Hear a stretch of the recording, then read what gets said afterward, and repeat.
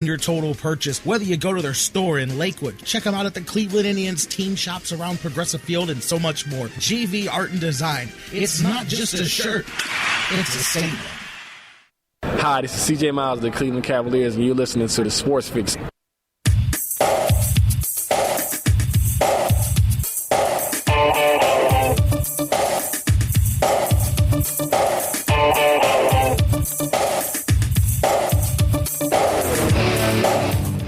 Welcome back to the Sports Fix live across the Sports Fix Radio Network. J-Rock back with you guys as we roll back at it here. Welcome back, everybody. Thanks again, man. This has been it's been a fun show, that is for sure. A couple of lengthy segments. I'm with it though, because everybody's still, it's all good. We just expanded things a bit. It was a great talk earlier with Kendall Lewis, the BSK, some great Browns talk, and of course a nice segment with my man Mike Brandenberry from DidTheTribeWinLastNight.com. A lot going on, and I love bringing it to you guys, and thank you so much for allowing me to do that, whether you're listening on all of the platforms. And of course you can't call right now because my man BJ Rudell's on the line. We're going to dive into some fantasy football for winners, but you can keep the conversation going as always on Facebook, Twitter, and email. And by the way, I'm going to open up the phone lines for the last segment. I know I've seen a couple of you guys have tried to call in during the show, so I am going to open up the phone lines at the end of this segment. But for now,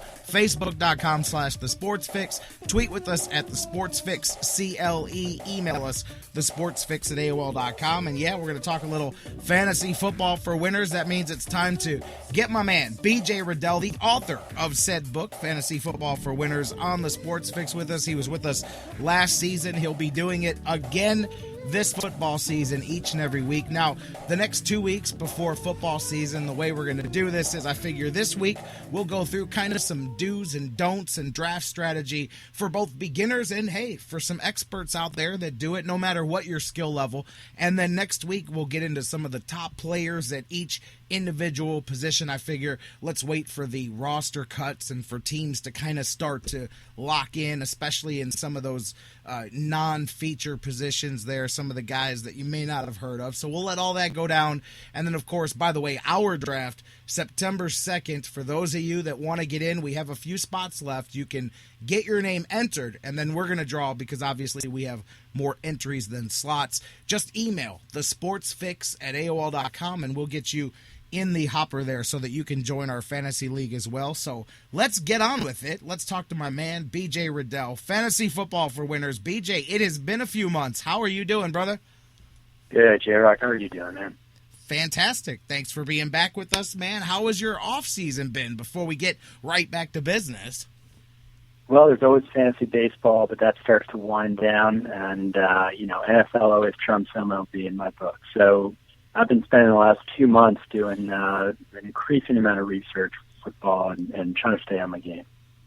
And that sounds good. I know you said you've got, last year you were kind of challenging yourself against the experts out there. What do you got in the books for yourself this year? Anything interesting going on? Yeah, I was invited to compete in a 12-team league against Jamie Eisenberg, CBS Sports Fantasy Football Guru, Brad Evans, Yahoo Sports Fantasy Guru, and some other names, and I'm just going to try to keep up. I'm pretty confident, and I like to make bold predictions and stand by them. But of course, anyone who goes off the rankings of CBS Sports, Yahoo Sports, and so on, you can't really beat those guys with their own rankings. They know the stuff backwards and forwards. You can't just in the 5th round say, I'm going to let this guy slide. I think I can get him in the 7th, because they know who all the underrated guys are. So it keeps me on my toes.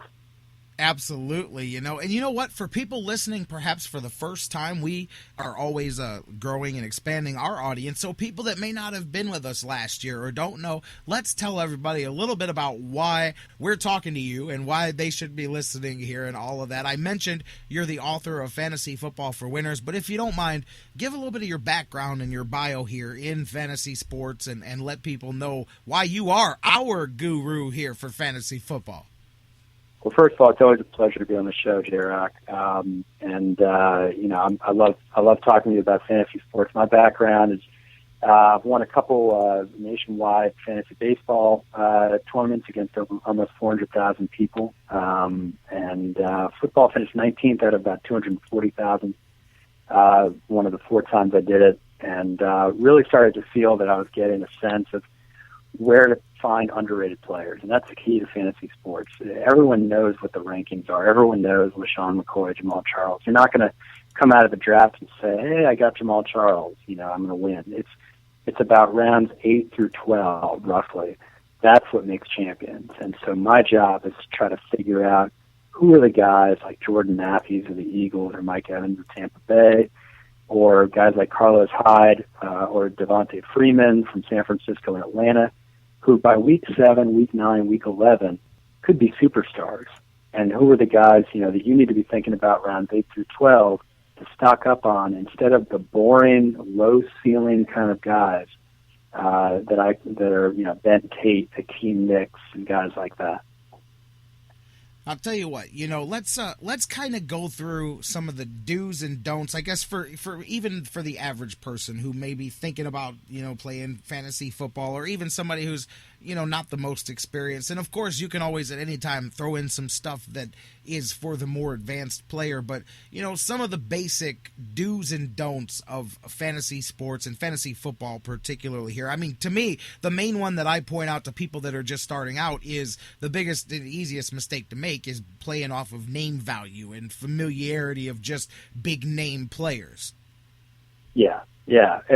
And that gets a lot, anyone who's heard of someone instantly, for some people, that puts them up the rankings a little bit. So, I've heard of this guy. I've heard of that guy. Without any concept of where they are in the depth chart, where they are in terms of age and injury risk, how the offense is going to be utilizing them going forward. I mean, I was listening on the radio 5:70 a.m. here in Washington, D.C., where I am, about a week ago, and Matt Hasselbeck, the backup QB in Washington, Indianapolis, was talking about Trent Richardson. And he was asked a softball question, what do you think Trent Richardson's going to do this year? And everyone's been coddling Trent Richardson, saying, the best is yet to come.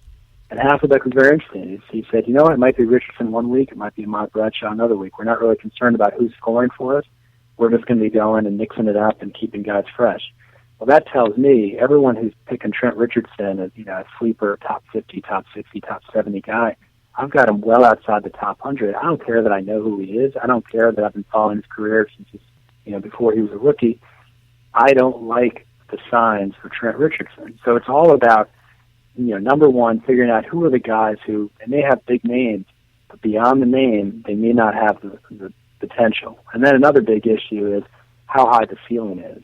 I would much rather take a guy who's a backup running back who could shoot to stardom if the lead guy falls back in the depth chart or gets hurt, rather than a guy who what you're going to get. He's a receiver. He'll get 800 yards, 4 touchdowns. That's about what he'll do as a number 3 receiver on XYZ team. No, I'd rather have the running back who gets 20 yards a game the first 6 weeks, but if the lead guy goes down, he's getting 80 to 90 yards and a score every other week. That's the kind of strategy that I try to push forward, because it's all about how high your upside can be, not how middling your team's going to be. And that's key. And starting to get into more of the draft strategy, but it's kind of in the same with the do's and don'ts. One of the basic things that people don't do is not just looking at the names, but they also don't go into looking at the schedules and comparing it to the fantasy football schedules, which are always different. Like this year, we tweaked ours a little bit. I went off of some of the problems that we had last year, so I tried to change it. So I adjusted the playoff teams instead of 4. Yeah. Instead, I went with 6 this year, so that we're going to nice. The top 2 will get a bye, and then this way it seems, because there were so many people lumped in there together, and then when you had half the league that wasn't even trying by the end, we had some problems. So.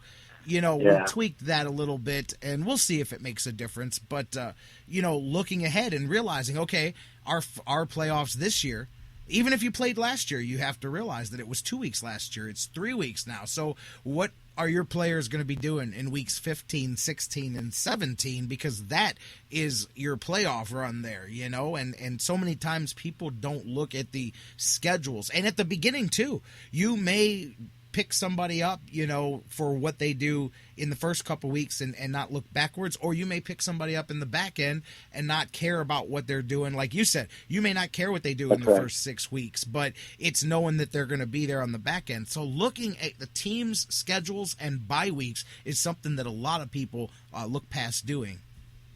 You called it, and I remember talking with you. I think it was one of the two last times we talked last year. J-Rock was the frustration with the league, and that some guys were giving up early, and you had issues, with trades down the stretch, and you had to do the haves and the have-nots, and kind of sandbagging and stuff like that, and really trying to solidify. I love that you went to 16 playoff. I think that keeps it more interesting for more people. Mm-hmm. But you're right, schedule down the stretch. Carolina had a really tough schedule this year. People don't realize that. They blindly pick Carolina.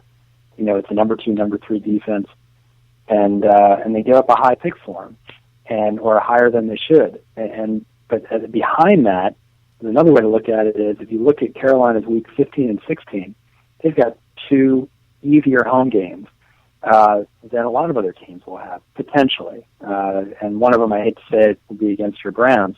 Assuming that Josh Gordon is not there at that point, then playing at home against Cleveland, especially if it's a rookie QB like Manziel, Carolina's defense is good enough where they could put up some serious points, at least fantasy-wise. I won't comment who's going to win the game, but you look at Houston. Houston Texans, first 4 games of the season, at home against the Redskins, then they get the Raiders and the Giants, and then home against the Bills.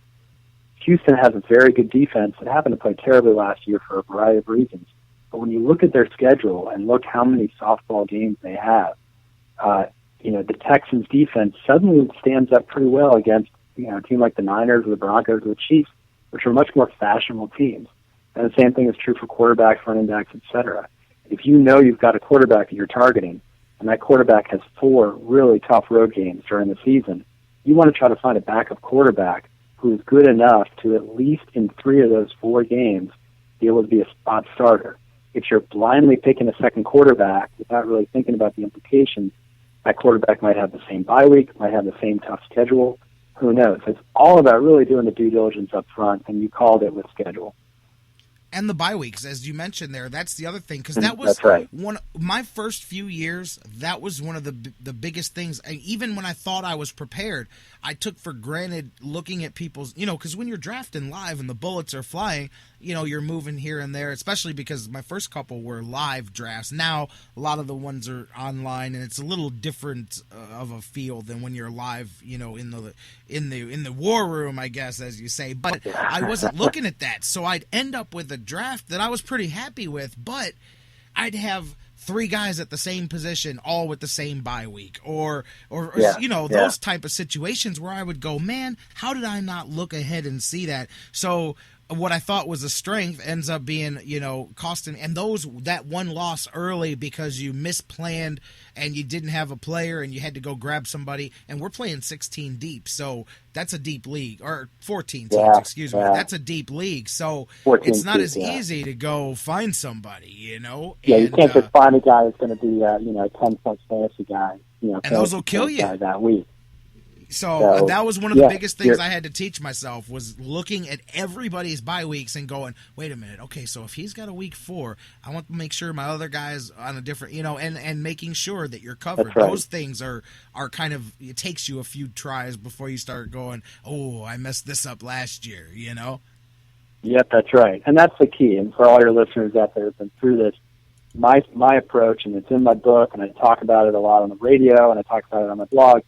If you want to really win, if you want to win your league, I think you have about a 75, 80%, 90% chance of winning if you just do a few things right. And one of the most important things you can do is sit down and do the research.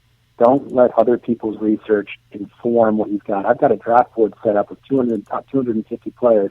It looks nothing like ESPN, CBS Sports, Yahoo, and so on. And I'm going to stick to my draft board because I put in the time and I know where guys should be stacked up. ESPN guys, CBS Sports guys, they work hard. They're great at what they do, but they're not always right. And in fact, my book points out they're wrong as often as they're right. And so people need to sit down and do their own research. And I guarantee if your listeners do that and they put in the time, as if it's a part-time job, they can win. It's just a matter of who wants to do that. And my suggestion is, if you're going to play to win. Absolutely. And I get it. Some people will say, hey, I don't have time to do all that. I do it for fun. And that's great. I totally understand that. But, That's right. At the same time,